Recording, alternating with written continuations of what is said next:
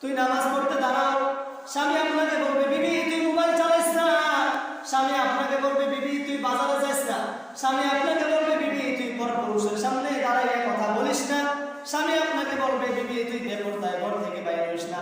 আপনি যদি আপনার স্বামীকে বলেন আমাকে সরকার ক্ষমতা দিয়েছে, নারীর ক্ষমতা আছে, আমি যেভাবে ইচ্ছা সেইভাবে চলবো, যা খুশি তাই করবো, যেমনি খুশি তেমনি চলবো, আমাকে তুমি বাধা দেওয়ার কোনো কারণ নাই, তুমি বাধা দেওয়ার আমাকে তুমি বাধা দিতে পারবে না।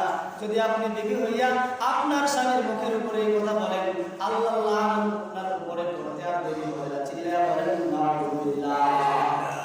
যে বিবি স্বামীর সাথে বড় গলায় কথা বলবে, উচ্চ আওয়াজে কথা বলবে, সেই বিবির জন্য আবার জাহান্নাম তৈরি করে রাখছেন তিনি কে?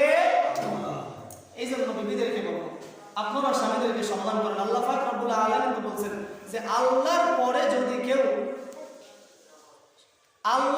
যদি কাউকে সেজদা করার অনুমতি থাকতো, কথাটা খেয়াল করেন, আল্লাহর পরে যদি কেউ আল্লাহ কাউকে হুকুম করতেন যে তোমরা সেজদা করবা, আল্লাহ বলতেন তোমরা স্বামীদের পায়ে সেজদা করো, তাহলে স্বামীদের দাম আছে না নাই বলেন?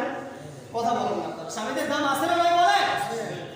আল্লাহ পাক রব্বুল আলামিন বলতেছেন যদি আমার পরে যদি কাউকে সেজদা দেওয়ার হুকুম থাকতো, তাহলে আমি বলতাম প্রত্যেক নারীকে, প্রত্যেক বিবিকে তোমরা তোমাদের স্বামীদের পায়ে সেজদা করো।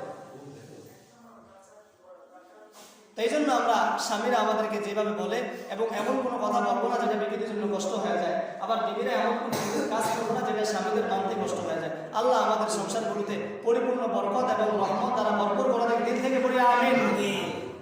2 নম্বর যে কথাগুলো বলতে